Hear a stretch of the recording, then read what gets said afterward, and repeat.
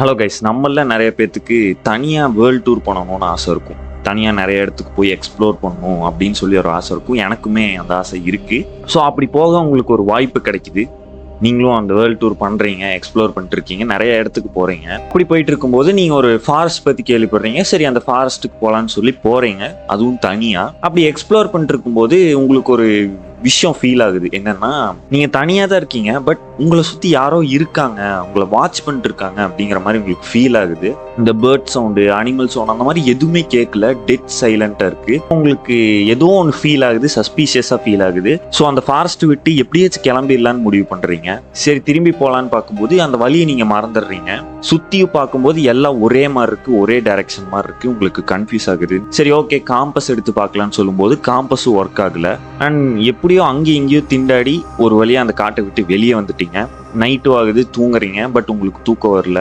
Night maze ஜாஸ்தியா இருக்கு. அந்த காட்டு பத்தியே நீங்க நினைச்சிட்டு இருக்கீங்க, அதை பத்தின கனவே உங்களுக்கு வந்துட்டு இருக்கு. ஸோ காலையில எந்திரிச்சு நீங்க என்ன முடிவு பண்றீங்கன்னா, இனிமேல் தனியா எந்த பிளேஸ்க்கும் போகக்கூடாதுன்னு முடிவு பண்றீங்க. அந்த காடு உங்களை அப்படி முடிவு பண்ண வைக்குது. ஸோ இந்த மாதிரி நம்மளை முடிவு பண்ண வைக்கிற, நம்ம மைண்டை மாத்துற 4 பிளேசஸ் பத்தி தான் நம்ம இந்த வீடியோல பார்க்க போறோம்.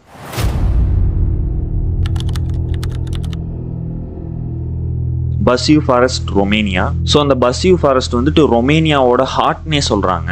இந்த ஃபாரஸ்ட் பத்தி அங்க இருக்க லோக்கல்ஸ் என்ன சொல்றாங்கன்னா, இது ஒரு சபிக்கப்பட்ட காடுங்கிற மாதிரி சொல்றாங்க. அண்ட் அங்க போன விசிட்டர்ஸ் இருப்பாங்க பாத்தீங்களா, நான் ஸ்டார்டிங்ல சொன்னேன்ல, வேர்ல்டு டூர் போற மாதிரி தனியா போவாங்க, விசிட் பண்ண போவாங்க, எக்ஸ்ப்ளோர் பண்ண போவாங்கல்ல, அந்த மாதிரி போனவங்க யூடியூபர்ஸா இருக்கட்டும், விசிட்டர்ஸா இருக்கட்டும், அந்த இடத்துக்கு போகும்போது ஏதோ ஒரு விஷயம் அவங்கள வந்துட்டு பயமுறுத்துது, ஏதோ ஒரு விஷயம் அவங்கள வந்து டிஸ்டர்ப் பண்ணுதுங்கிற மாதிரி சொல்லியிருக்கிறாங்க. அவங்களுக்கு பின்னாடி யாரோ விஸ்பர் பண்ற மாதிரி சவுண்ட் கேட்கறதாவும், ஷேடோ ஃபிகர்ஸ் இல்லைன்னா கருப்பு உருவம் அந்த மரத்துக்கு பின்னாடி நின்று அவங்களே எட்டி பார்க்குற மாதிரியோ இல்லை அவங்களே ஸ்டேர் பண்ணிட்டு இருக்க மாதிரியோ ஃபீல் பண்றதாகவும் சொல்றாங்க. அண்ட் அது மட்டும் இல்லாம சடன் பேர்னிங், ஸ்கின்ல வந்துட்டு பேர்ன் ஆகும்போது ஒரு ஃபீல் ஆகும் தெரியுமா.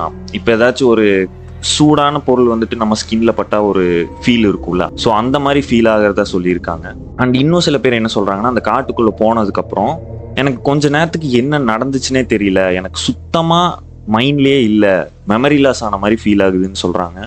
இந்த ஃபாரஸ்டோட மோஸ்ட் மிஸ்டீரியஸ் பார்ட் என்னன்னா, அந்த ஃபாரஸ்ட்டுக்கு நடுவுல ஒரு சர்க்கிள் ஃபார்ம்ல வந்துட்டு எந்த ஒரு பிளான்ஸோ எந்த ஒரு ட்ரீஸோ வந்துட்டு வளரவே கிடையாது, பிளெயின் கிரவுண்டாவே இருக்கு. சரி, ஓகே, இது ஏதாச்சும் பிரச்சனை இருக்கும், அந்த இடத்துல ஏதாச்சும் ஒரு அந்த சாயில் ஏதாவது பிரச்சனை இருக்கும் அப்படின்னு சொல்லி சயின்டிஸ்ட் டெஸ்ட் பண்றாங்க. அப்படி டெஸ்ட் பண்ணும்போது அந்த இடத்துல எந்த பிரச்சனையுமே இல்லை, சாயில் பெர்ஃபெக்ட்லி நார்மல் அப்படிங்கிற மாதிரி சொல்றாங்க. ஒரு ட்ரீயோ இல்லை பிளான்ட்டோ வளரக்கூடிய அளவுக்கு அந்த சாயிலுக்கு கெப்பாசிட்டி இருக்கு. ஆனா அந்த இடத்துல மட்டும் பாத்தீங்கன்னா ஒரு பிளான்ட் கூட வளரல. அந்த சர்க்கிளை வந்து எக்ஸ்ப்ளோர் பண்ணுங்கிறதுக்கு வேண்டிய சில டூரிஸ்டர்ஸ் அந்த சர்க்கிளுக்கு நடுவில் போய் நிற்கும் போது யாரோ அவங்கள சுத்தி வாட்ச் பண்ற மாதிரியும் அவங்கள சுத்தி விஸ்பர் பண்ற சவுண்ட் வந்துட்டு கேட்டிருக்கிறதா ஃபீல் பண்றாங்க. அந்த ஃபாரஸ்ட்டை எக்ஸ்ப்ளோர் பண்ணிட்டு போன டூரிஸ்டர்ஸ் என்ன சொல்றாங்கன்னா, அவங்களுக்கு வந்துட்டு பாடியில அங்கங்க ஸ்கிராச் மார்க் இருந்திருக்கு. அது மட்டும் இல்லாம அவங்களோட ஸ்ட்ரெஸ்ஸும் ஆங்ஸைட்டி லெவலும் ஜாஸ்தியா இருந்திருக்கிறதா சொல்லியிருக்காங்க. அண்ட் ஒரு இன்ட்ரெஸ்டிங் பார்ட் என்னன்னா, அந்த காடை சுத்தி லோக்கல்ஸ் இருப்பாங்கல்ல, அவங்களுக்குன்னு ஒரு ரூல் செட் பண்ணியிருக்காங்க. என்னன்னா, அந்த காட்டுக்குள்ள போனதுக்கு அப்புறம் அந்த காடு வந்துட்டு சைலண்ட் ஆச்சுன்னா, எந்த ஒரு அனிமல் சவுண்டோ இல்லை பேர்ட் சவுண்டோ கேட்காம சைலண்ட் ஆச்சுன்னா அப்பவே அந்த இடத்த விட்டு கிளம்பணும் அப்படிங்கிற மாதிரி ஒரு ரூல்ஸ் வச்சிருக்காங்க. ஏன்னா அந்த காட்டுக்குள்ள ஏதோ ஒரு விஷயம் இருக்கு, அப்படி அந்த காடு சைலண்ட் ஆச்சுன்னா நம்ம தனியா இல்ல, நம்மளை சுத்தி யாரோ இருக்காங்கங்கிற மாதிரி அந்த லோக்கல்ஸ் வந்துட்டு ஒரு ரூல்ஸை வச்சு அந்த காடு சைலண்ட் ஆனா அந்த காட்டுக்குள்ள இருக்கக்கூடாதுங்கிற மாதிரி ஒரு ரூல்ஸை செட் பண்ணி வச்சிருக்கிறாங்க.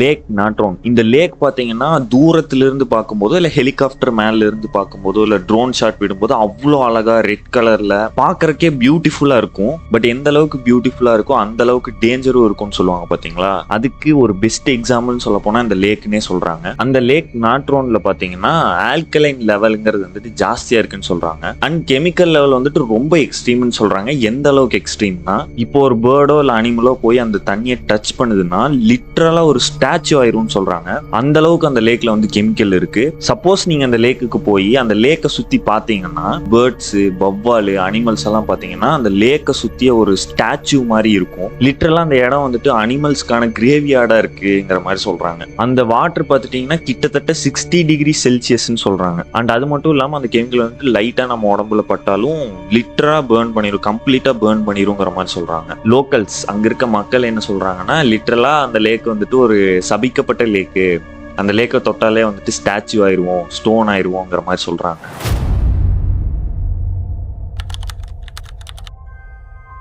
ஆகிகாகாரா ஃபாரஸ்ட், இந்த ஃபாரஸ்ட் வந்துட்டு ஜப்பான்ல இருக்கு. இந்த ஃபாரஸ்ட் பத்தி என்ன சொல்றாங்கன்னா அந்த ஃபாரஸ்ட்குள்ள காத்து நுழையிறதே பாத்தீங்கன்னா கஷ்டங்கிற மாதிரி சொல்றாங்க.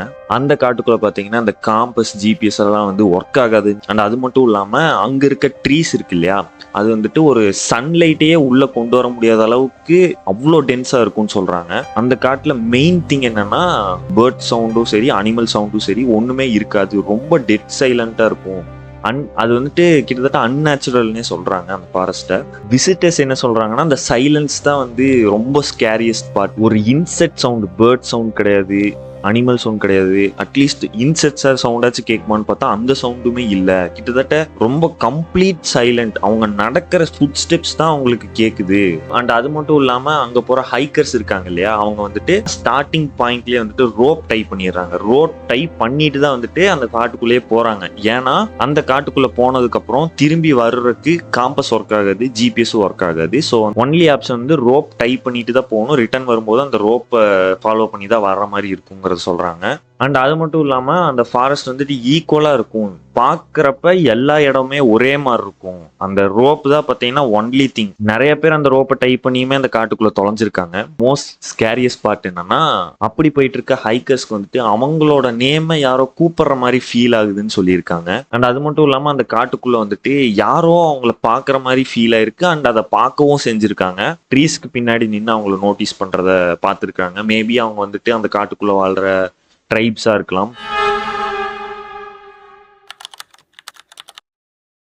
ஃபர்ஸ்ட் 3 கதையை கம்பேர் பண்ணும்போது இது கொஞ்சம் கிரீப்பியா தான் இருக்கும். இந்த டால் ஐஸ்லாண்ட் வந்துட்டு இன்னுமே விசிட்டர்ஸால விசிட் பண்ணப்படுற ஒரு ஃபேமஸ் பிளேஸ் தான்.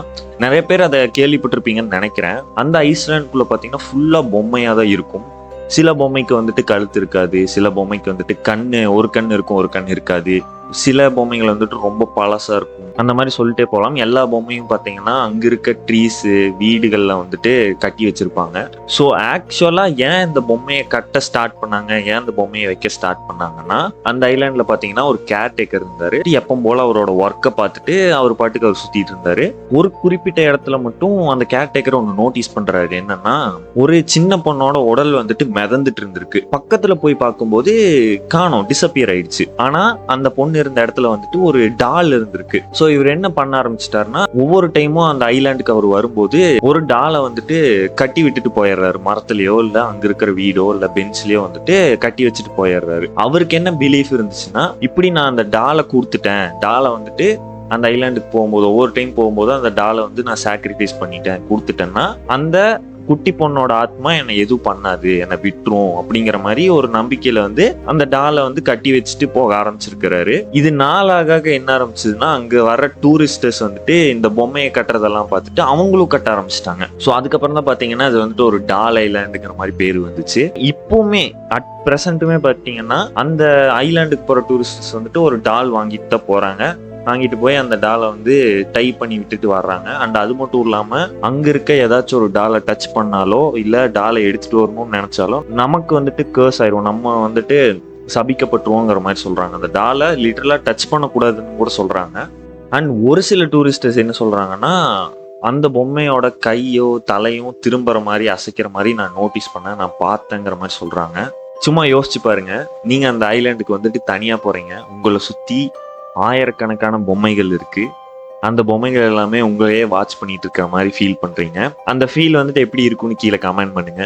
ஓகே கைஸ், இந்த வீடியோ பிடிச்சிருந்தாலும் லைக் பண்ணுங்க. நிறைய பேர் கமெண்டே பண்றது இல்லை. ஸோ தயவு செஞ்சு பார்க்குறவங்க கமெண்ட் பண்ணாதான் எனக்கு என்னன்னு தெரியும். புதுசாக வரவங்க சப்ஸ்கிரைப் பண்ணுங்க. என்னோட பழைய வீடியோஸும் பாருங்க, இன்ட்ரெஸ்டிங்கான கண்டென்ட்ஸ் எல்லாம் போட்டிருப்பேன். ஓகே கைஸ், தேங்க்ஸ் ஃபார் வாட்சிங். ஹாப்பியா இருங்க, ஜாலியா இருங்க.